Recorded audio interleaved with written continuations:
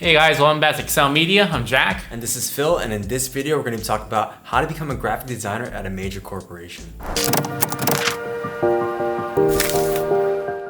So yeah, Jack, can you tell us about some experiences you have at Monster Energy? Yeah, so I guess as far as not any of you guys know, because I haven't told anyone yet, but I work as a graphic designer at Monster Energy. As far as the experience goes, I don't know if I could say it's what you would expect, but it's a day-to-day. You're more or less creating assets, marketing material for salespeople in the field that they could provide to gas stations, 7-Elevens, retail stores, or just any major store that you can see, and events and music festivals. So for someone that wants to become a graphic designer, like at a major corporation, what are some tips that you have for them? What are some tips? Honestly, it comes down to networking, because it wasn't like Monster Energy was hiring at the time or anything. I actually reached out on LinkedIn about prior like a year and a half before I even got hired. I looked online, was like, okay, who's the manager, creative director there at Monster? And at the time, he was just like, you know what, we're not really hiring, but guess what? Like, I can put 30 minutes with you, call you up, give you a review of your portfolio. And you know what? I took that opportunity and made that connection.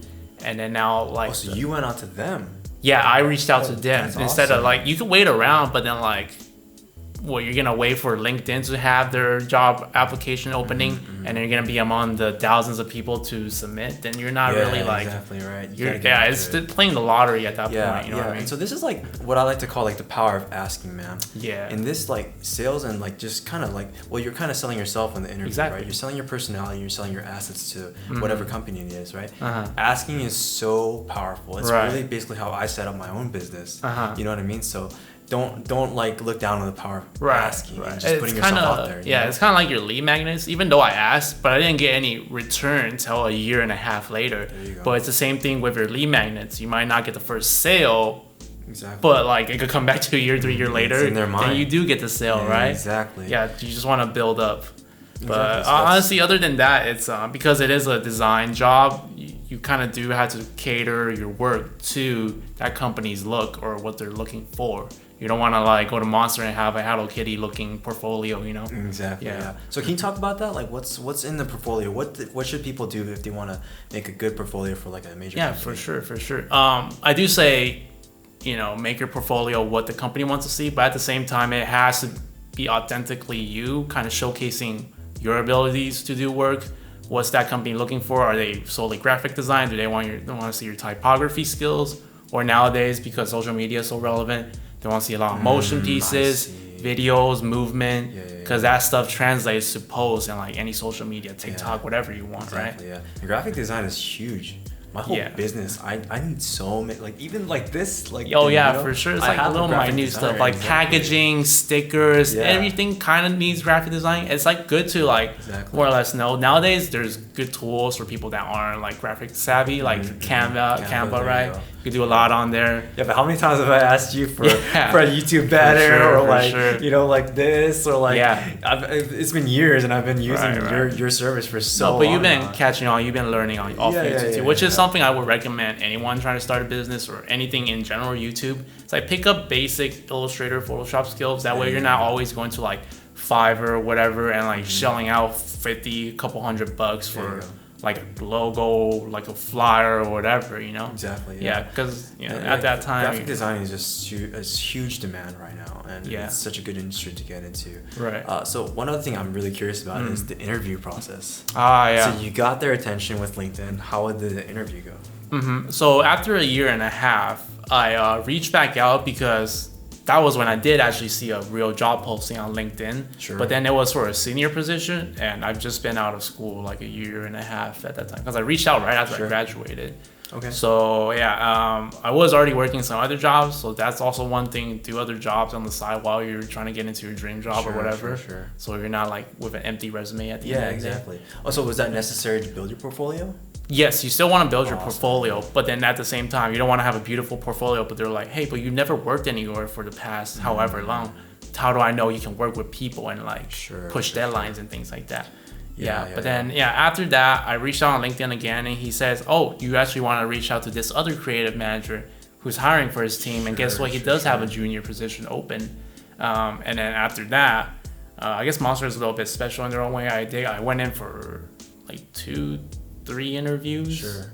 3 interviews. Wow. Yeah, it was through a span of like 3-4 months too, so it took a really long time. Yeah. I guess it's because they're HR or whatever. But then first 2, I think it's very like normal. First one was kind of casual. Went to the HQ in coronavirus. Corona, California. That's where the HQ's at. Went to the building, got a tour of the whole place. Kind of basically sat down, talked to some of the team members, and then the manager.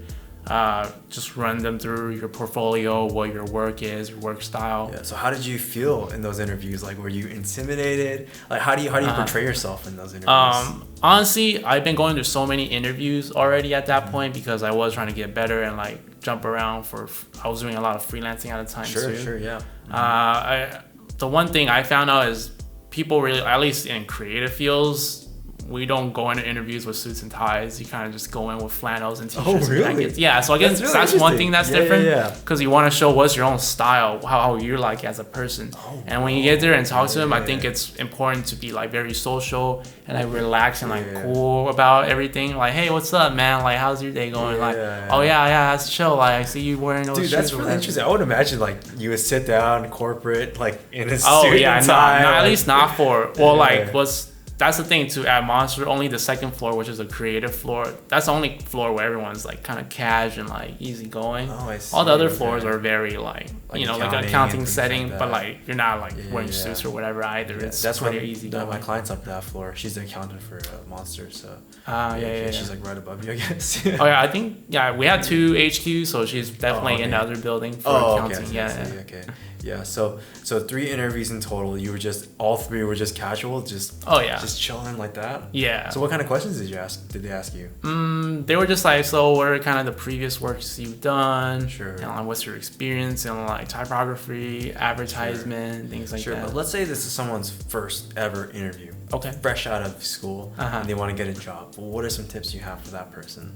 I think definitely you want to go in asking questions about the brand or the place you're trying to get hired at, because that shows your interest in them, and it's not just like obviously we know we're going through 100 like job interviews at a time. But when you're interviewing at that one specific place, you want to make them feel special too, because you're selling them you're the product, right? And it's a lot like sales. Exactly. You want to ask questions that intrigue them, right? Because you're selling your assets. Exactly. You're selling your skills to them, right? And the same thing here. Like when someone comes in here, I'm trying to be personable. I'm trying to put in their mind like, oh, this is why I'm an asset into your life, right? So and at the end of the day, it's you're not really there. Your work at the end of the day, if they told you to come in to interview or whatever, your work's already fine. Like they're not gonna waste their time to call you in if your work isn't up to par. And then once you get in, it's really selling the vision to them of them working with you every single day, because they're not trying to work with some guy that they don't get along with. But if you give an impression of like, oh, you know what, he's pretty easygoing, I could see myself talking to him every day, working with him next to me on the desk. You know, so personality really because it's a 9-to-5 job. You don't want to be stuck with someone for 8 hours that you hate. You know what I mean? Definitely not. That's gonna be horrible, man. I just feel you. So I guess that's really it. Do you mind if you just sum it up all for us, like how to get a job at a really high corporation? For sure. Monster. Reach out, network. Don't wait for a job like a hiring thing to pop up on LinkedIn. You want to be the first to reach out first, make an impression. Ask. Always ask. Skill, right? It's harder than people think. It's a lot harder. You gotta be confident. You gotta push for it. So what are the other things? And make sure your portfolio is up to point. At least with like the current trendy stuff. If you do see some. I know a lot of people have books where like, oh, I have like 2-3 projects. You know, kind of want to expand on that a little bit. Work on your skills while you're trying to get jobs at other places too, right? Build new skills. So don't spread yourself thin. Spread yourself. Like go from multiple places to work. Right.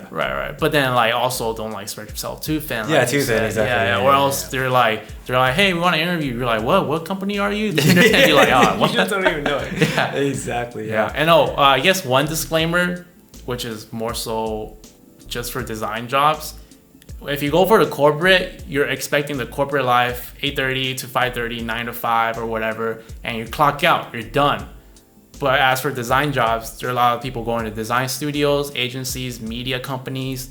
That sorry, mate, you're working till like 12, 1 in the morning. And then if your client is like asking you at 3 a.m. to do something, guess what? You got to get up and do it. Because outside of that, that's client services. Then you're servicing the client. You're not exactly working a corporate job where you're just designing assets. Yeah, right? Yeah, exactly. But yeah, that's just one disclaimer for, designers looking for jobs. If you want to be done at 5, family time, your time, corporate. There you go. Yeah. Awesome. And talk about the interview. Like, give some tips for someone that's looking for sure. Be yourself. Be genuine. Be relatable. Go in there. Just give the impression that you're someone easy to work with. You're not gonna make a lot of trouble or hassle for them, because you're someone that they're looking for to take trouble off of the load. So you want to be that person. Yeah, sure. Right? Yeah, it's just once again asking. Like, that's what it is, and asking questions in your interview is super important as well. Yeah, you want to show that you care. Ask them about how their creative process is. What's their like working management? How do they task out stuff? Sure. Sorry guys, got cut off back there, but that more or less sums up how to get a graphic design job in a corporate company. That's more or less just get your foot in the door. And if you guys have any questions, feel free to comment, and Jack's right here. We're gonna respond to everything. For sure. So if you're really trying to look for a job, trying to nail that interview, trying to really work at a major company, and Jack's the best resource for that. Honestly, look for you can reach us here in the comments, or like look for me on LinkedIn. I'm honestly just gonna try to help if you need any sort of help. Which is huge. Yeah, so if you guys like the video, please feel free to subscribe and like the video and share it with your friends. Yeah, help us grow. Hopefully, we hit what are we reaching for right now? 100 subs, 100 subs, maybe 1,000, Yeah, maybe 1,000. Let's not get greedy, Hey, let's go for it. There you go. Let's do it. We'll see you guys in the next one. Yeah, peace.